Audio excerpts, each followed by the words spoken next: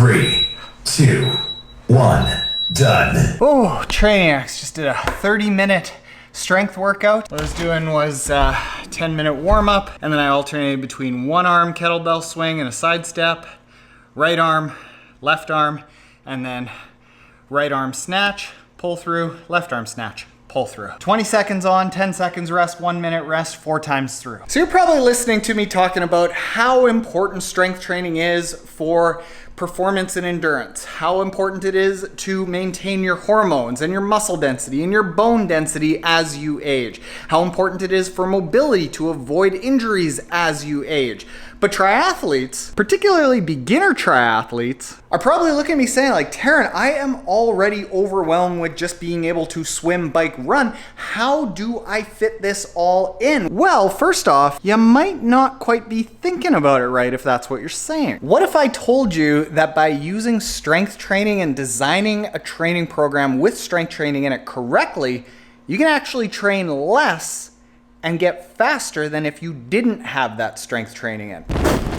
There was a study done, and I've always got to read it off to make sure that you can find it if you Google it. It's called Concurrent Endurance and Explosive Type Strength Training Improves Neuromuscular and Anaerobic Characteristics in Young Distance Runners. Essentially, what this study ended up finding out was that they took two groups of runners, and one group of runners, they let them do, let's say, just their standard training, their standard run training of, let's just call it 10 hours a week. The other group, what they did was they said, all right, you're training 10 hours a week, but let's take 2 of those hours, let's take 20% of the training that you're doing, and we're gonna replace it with strength training. And what they did was they made sure that the total training loads, the intensity, and the work that they were each putting out was the same. And what they found was that the group that actually did less running, while including strength training, got faster than the other group. And it wasn't just by a little bit. At the end of 8 weeks, this group over here improved their performance time by 1.1%. This group over here that did the strength training improved their performances by 3%. Now you might go like, well, I mean, that's kind of negligible, Taryn, isn't it? That difference isn't a 1.9% difference, that is nearly a 200% difference. The percentage of improvement of the strength training group was nearly 200% more improvement than this group over here. Now you might say, if you have included strength training in the past, like, well, why aren't you seeing such a larger amount of improvement by including strength training? Or maybe you're sitting here saying, well, you know what, every time I include strength training, I don't get better, I feel dumpier. I think that this is because the way that triathlon coaches and a lot of triathletes look at strength training is kind of backwards. And I'll give you an example. Let's say you are listening to this and you say, all right, I'm into strength training, so I'm gonna, you know what, I need to add in strength training. Those words, the I need to add in strength training, is the wrong way to look at it. Instead, it should be thought of as make room for strength training. As the study showed, they didn't take the 2 10-hour groups and say, all right, one group is going to train 12 hours and the other one is just gonna run at 10 hours. In fact, studies have done that, and the strength training group did get slower. The studies that show that strength training helps are when they say, all right, we're gonna replace some of your endurance training with strength training, and you're still gonna have the same load. That's where the improvement has come. And the second thing is that triathletes or strength coaches who coach triathletes tend not to focus on endurance sport specific strength training from a number of reasons. Most of the coaches out there mean perfectly well, but they're just kind of missing the overall total picture because they're a strength coach that's coming in and being told, I want to add in strength training. Now, fortunately, you don't have to just be in one of these studies to see these benefits. If you watch this video and you implement the tips that we're going to give you, you are going to be able to transfer more force to your swim, your bike, your run. You're going to avoid injury, and you're going to use less energy at the same or even a faster effort for each of your swim, bike, and run. So I'm gonna give you 3 steps for how you structure your strength training specifically to supplement and support your endurance goals. First step is figuring out how much is enough. And the answer to this is different depending on the season. What we like to do is we like to say at a max, 3 30-minute sessions per week is ideal. But that time that you're doing 3 30-minute sessions in strength training per week is really just corralled into the base fitness building season of the training plan. This is in the Northern Hemisphere, we're talking in off season like October, November, December, all the way into January, February, March, and April, when you're not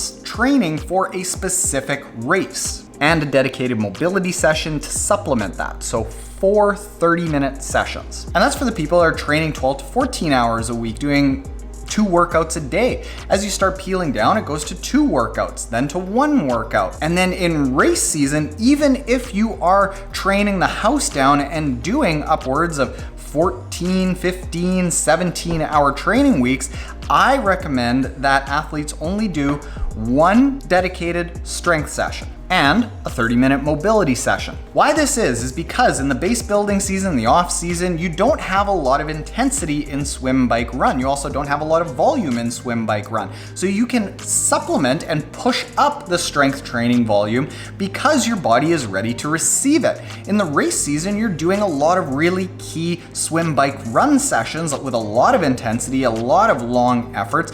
So your body isn't really as ready to go in and hammer it and really dedicate a ton of time to strength training. So instead, we nip it down to just 1 session per week. As far as load is concerned, like what you do in each, we can go fairly intense in the base building in the off season, but we want to bring that intensity down in strength training during the race season. We want to more just activate muscles and just make sure that muscle groups are turned on during race season because there's so much intensity spent in swim, bike, and run. So the second step, after you know how much to do, it's what to do. And I like to say that all strength training is good, but some strength training is better. The strength training that I like to focus on for endurance athletes is functional. And this is kind of a silly term because, like, what am I gonna do? Go do non-functional strength training, or is any getting stronger actually not functional? Like, no. In theory, all strength training is functional. But what I mean by functional is movements that create and force you to add stability in a cross-body kind of fashion. Think about when you're running. What you're trying to do is you are landing and you're having a lot of forces that can go this way because this side of your body isn't stabilized. So everything on this side of the body is trying to go down. Everything on this side of the body is what's planted and can be firm. So how do you end up stabilizing yourself? Well, it's by cross-body stability. I also like to focus on end of range strength. Now, what does that mean? Well, let's say you're doing a tricep extension. Well, where is the strength? It's all right here. It's where you're naturally really powerful anyway. But what about in the swim where you need to be out here at the very end of your range and you need to be planted and make sure that your shoulder isn't unstable, that all of your joints and connective tissues aren't getting a bunch of load that it can't actually access. So end of range movements where you are forced to actually be strong at the end of range also really helps. And then a bunch of focus on the posterior chain. We spend so much time sitting and typing, or sitting and scrolling, or sitting and watching, that what happens is our front tends to get fairly tight, which then tends to diminish the amount of strength that we have in our posterior chain. So we want to focus on opening up the front, strengthening the back. So we focused on, in building all of the kettlebell strength training workouts in our training app, we focused on things like Turkish get-ups, strength at the end of range, opening up the chest, cross-body stabilization. We focused on things like kettlebell swings that are working the posterior chain. We focused on things like one-legged deadlifts. Lots and lots of these things that encourage this functional cross-body, end-of-range, mobility kind of focused strength. And this is what really translates into three-dimensional, 360, actual real life stability when you start swimming, biking, and running and having all kinds of different forces in every various way. The third part of this is, when do you do it? When do you actually put it into a training plan?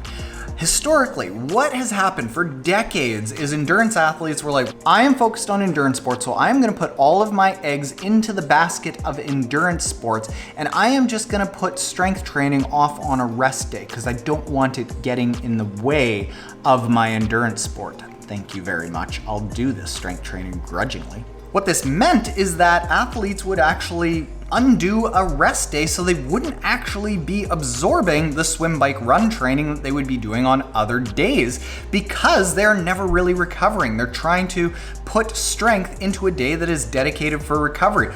And then when they would go into their sessions for the swim, bike, run the following week, all of a sudden, well, magically they're beat down a little bit. And that's how you stop absorbing all of your swim, bike, run training, not actually getting the benefits of strength training and getting that feeling of feeling kind of dumpy.